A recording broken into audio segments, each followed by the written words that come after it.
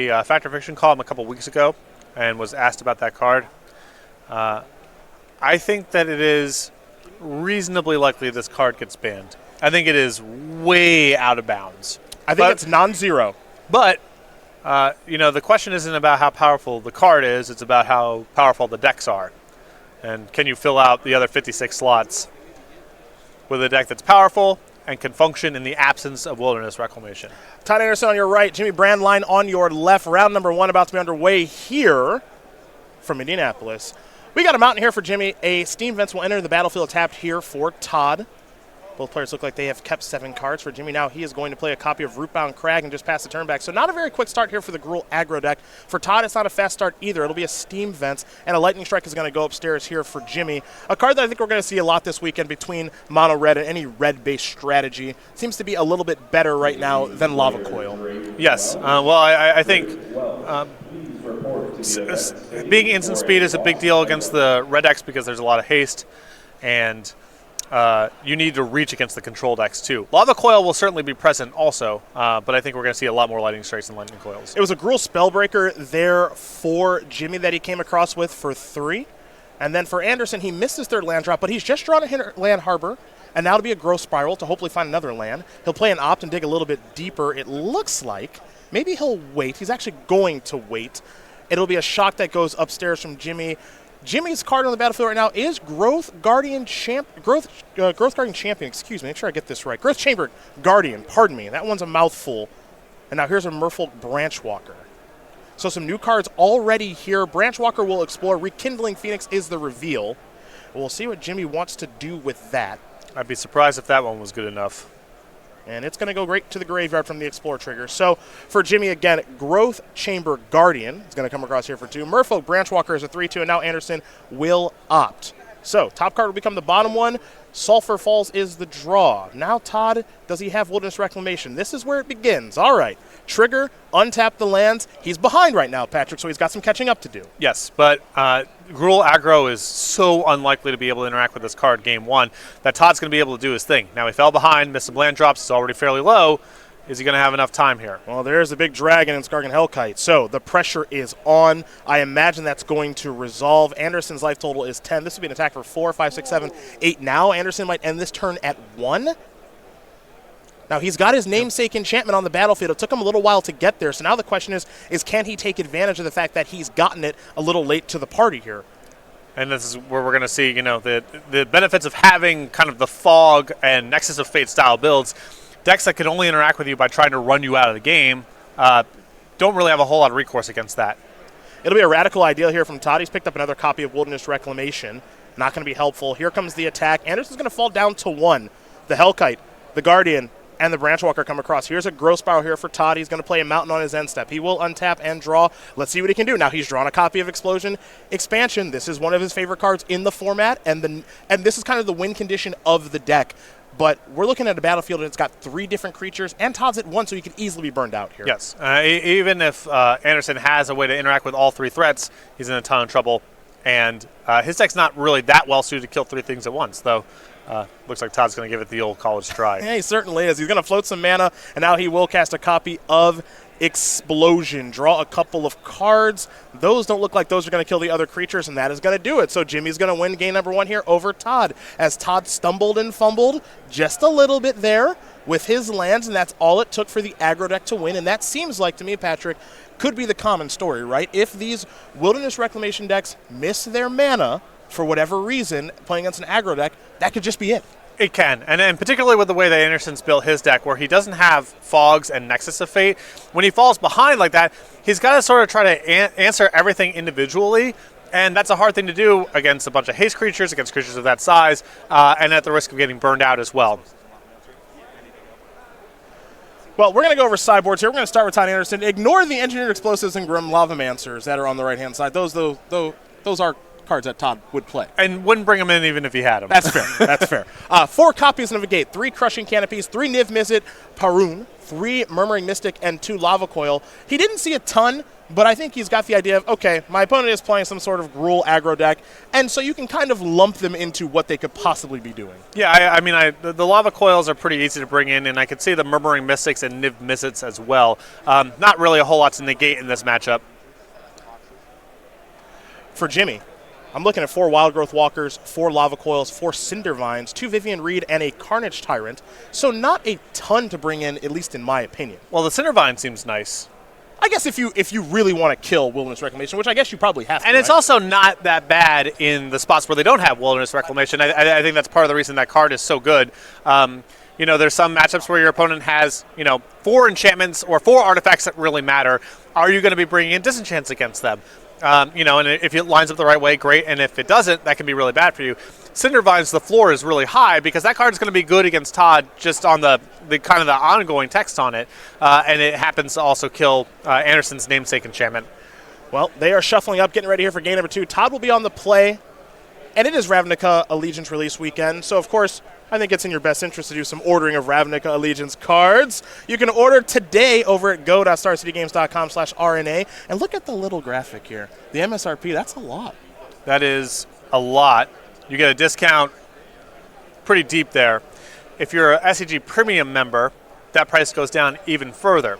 So you can go to the website, read all the sweet content, and then purchase a box to start building some decks over at go.starcitygames.com/RNA. That's just all wins. All wins. A little bit cheaper. You get 5% discount more offer. Information. You get more information to build your decks. Coming and going. Offense, defense. Plays both sides of the ball. I don't know if we're going to be able to stay open with this. I don't know how we do it. Idea, but don't know how we do it. But I would say that if you do order a box, we can stay open. Go.starcitygames.com/RNA for more information. Plus the token. We'll get to that later. Oh, yeah, the token. That's $5 or more. Whew. Unfortunately, even with the discounted version of that, you had to buy it all in one chunk. You can't break it down into 19 discrete orders of $5 a piece. And so really, who would do such a thing? Right. Is the thing, really. But you still get the one. That's true. So there you go. That's true. Todd Anderson going to be on the play here for game number 2 against Jimmy Brandein. I got Team of Reclamation against Gruul aggro, and that could be the story of how this deck loses, right? I've got my Wilderness Reclamation in my hand. I got Chemister Insights, but those cards all cost 4 mana. And it's kind of tough now that if they stumble and fumble, as powerful as Wilderness Reclamation is, it didn't win that game. No, and Anderson's build here is not really that great at playing catch up against a bunch of creatures. That's the to go back to what we've been talking about. The upside of the Nexus of Fate and Fog sort of style is once you're up and running, creatures are kind of locked out of the game. And Anderson's build is not like that. He's trying to be able to hang around more with the control decks, have more just card drawing and normal cards so he can function in games without Wilderness Reclamation. But that's going to be a tax here. Well, there is Cinder Vines. Todd has taken a look.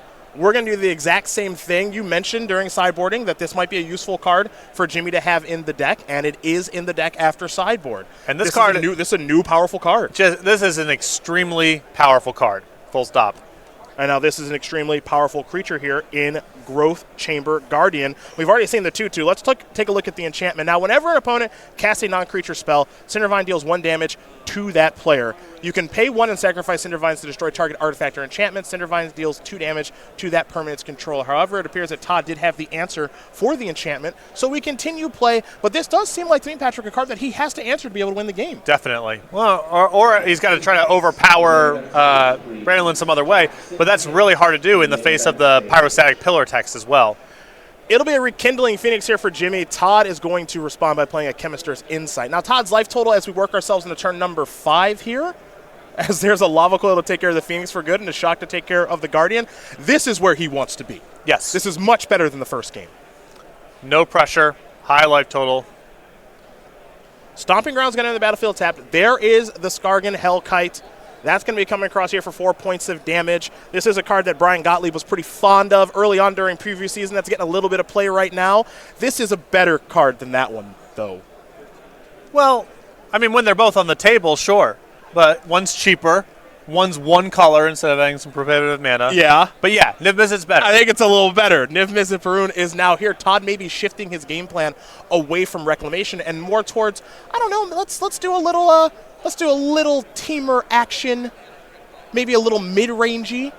Well, it's hard for Brandein to kind of handle all the game plans, because he's got to be able to beat Wilderness and Reclamation, plus a bunch of spells. And he's also got to be able to beat these creatures that are each individually capable of winning the game. And it's asking a lot of Brandein to be able to answer all those cards and put on enough pressure so Todd doesn't bury him with a bunch of card drawing. Now, Todd's play, you may have noticed, is he said, all right, Skargan Hellcat, I'll block. Do your worst. And now Jimmy had to use a lightning strike in combination with the dragon to take care of Niv Mizzet, which you have to kill. You can't let Todd untap with that. So now he's got another copy of Growth Chamber Guardian. Todd says, I'll play a Murmuring Mystic. Here's a Growth Spiral. I'll be making a little flyer. Picked up a copy of Lava Coil, passed the turn back. There is Growth Spiral. Draw a card. You may put a land card from your hand onto the battlefield. This is a powerful addition for all Simic-based strategies, like the one that Todd is playing here this weekend. But keep in mind the differences between this game and the last one. Anderson, at the early stages of the game, he missed his land drops. Wilderness Reclamation could not catch him back up. Now he's sitting at 13. Jimmy's at 17. Jimmy's life total doesn't really matter. Todd's happy to play a longer game. But now Todd says, I'll chump block with the token. Let's keep playing Magic. The longer we go, the better it is for me and my deck. And Anderson's leftovers in hand appear to be Lava Coils, Expansion Explosion, and another copy of Murmuring Mystic. So he's at a high life total, and his leftovers are not shabby. Growth Chamber Guardian is going to adapt. So we are going to be searching for another one of these. This is a card I think we're going to see quite a bit of, throughout Standard. This one is just a straightforward, just a good card, right? There's not a lot to it. It's just good. I think this one is really overrated, but it's not bad. Yeah. And you can sort of generically put it into a variety of decks. So whatever, it'll be all over the place. But I don't think Standard is lined up in such a way where, you're just going to do this turn after turn and be able to beat someone. But it's not a bad card. The floor is high, and the ceiling is also high. Todd is transitioning nicely here. He's got another copy of Murmuring Mystic. Now he'll play a copy of Lava Coil. Lava Coil will take care of a Growth Chamber Guardian, and now he's got some tokens on the battlefield. Obviously, Growth Chamber Guardian doesn't have Trample. The biggest it's going to get is a 4/4, so life is good here for Todd Anderson, as he's done a nice job of stabilizing. And you mentioned earlier, there is that Expansion Explosion hiding in hand. As here comes the 4/4, Todd is going to block. And Jimmy says, no more. I can't really beat what's going on. Love the concession there. Yeah, maybe a little early. Yep. But Jimmy knows he's not coming back from that spot. Now, here's an interesting question for you as we take a look at the sideboards here. You saw Todd use Crushing Canopy to take care of the Cinder Vines. That also gives him some cover against the Dragon, right? Do you think Todd still has Wilderness Reclamation in his deck? Probably. This is something that people haven't talked But maybe about. not. Is I can just sideboard it out, because you have to bring in, if I'm an opponent, I have to bring in something to kill that card, right? Because it's so powerful. And it wouldn't surprise me if Todd just goes, hey, I'm bringing in Niv Mizzet and Murmuring Mystic and Crushing Canopies, and I don't need to do this Reclamation stuff. My deck is good enough without it. Yeah, he can just play kind of a regular, good removal spell, good card drawing, good creature type of strategy here. You can also go down to like 2 copies. You don't need to go, it doesn't need to be a 4-0 type of thing either. Because if I take a look at the sideboard, if we take a look at just the cards he cast, Canopy, Niv Mizzet, Murmuring Mystic, Lava Coil, if he brought in 3, 6, 9, 11 cards, does he have 11 cards to sideboard out? Maybe yes, maybe no. Well, if you want to, you can bail on Primal Amulet and Wilderness Reclamation, and then you are basically disenchant proof. So that's a fine way to do it. I think that's totally in play. I think it's totally in play that Todd just says, I don't need this. You think I need it, but I don't. But that being said, Todd's deck is still very spell-based, so he's got to have an answer to Cinder Vines. Right. He's not going to want to play through the static text on that card. Yeah. So even if he bailed on all of his enchantments and artifacts, he still wants a few answers. Well, these players are going to shuffle up for game number 3. This match is moving pretty quickly, but don't worry, we'll have another match to bring you after this one, given our new time-shifted technology. Speaking of technology, you know where you can pick up some new technology? Hit me with it. I'm talking about the sale. We got all sorts of technology on this one. Go.starcitygames.com/sale. Unfortunately, you know all 4 of these cards, so I can't make you name the cards. Yes, but we are now in a post-category world. We simply have Magic the Gathering cards and sometimes other things on sale. New cards will go on sale every week, same time, Monday, 11 a.m. Eastern Time, so make sure to be checking back. But right now, deep discounts on Dragon Soul Summit, Fork, Urza's Mine, and Japanese Deranged Hermits, among other cards, I assume.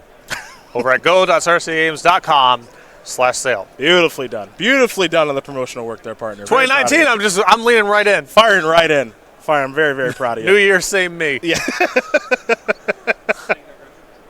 Game number 3 about to be underway here between Jimmy and Todd. Gruul Aggro will be on the play. They'll be given the green light. It'll be a stomping ground that enters the battlefield tapped here for Jimmy. Steve Vance enters the battlefield tapped here for Todd. Now, one thing to note is Jimmy hasn't gotten off to the fastest of starts. You know, this isn't really a one-drop, two-drop deck. It does actually not have copies of Llanowar Elf.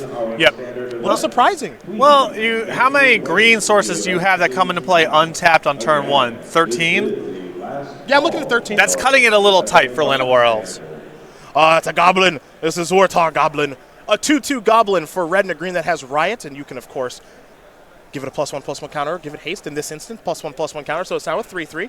Todd will play Opt. He's got to find an answer to that Cinder Vines as he falls down to 19. Expansion Explosion, the draw. Brandein doing a very sharp job there playing around Shock. Very tempting to just try to get in your haste creature while you can, but a little bit of patience, a little bit bigger. Do like that. For those of you wondering what's going on with Jimmy's deck, again, this is mostly just creatures and then 4 shocks and 4 lightning strikes and some sideboard cards. There's a second copy of Cinder Vines. This could be bad news for Anderson's deck. Now, he's got a Crushing Canopy for the first one, so he is working on solving the problem. But again, this is what I like about Todd's deck is the switch to maybe going into Mizzet to overcome this. This time, Jimmy's going to go to haste with the Goblin, and Todd is going to take 5. Really great sequencing here. Now with the shields down on Shock, Brandein can get in his 2 points guaranteed. And he's actually fine if Todd untaps and shocks it, because he's not as vulnerable to a sweeper that way, and he gets a point from the Cinder Vines. Well, we were unsure if Anderson still left in copies of Wilderness Reclamation. He's at least got one. As he'll play that, he'll untap all of his lands. He's got another copy of Crushing Canopy. So he's out from underneath that. There's a shock to take care of the Goblin. Now for Jimmy, he better have a good follow-up or it's bad news bears. Yeah, this is his last turn to get in a really good shot here. You would love to have seen a dragon or some such. We'll see if he's got any burn or any other way to close this game out. This better be good, whatever this play is. Rekindling Phoenix could be good.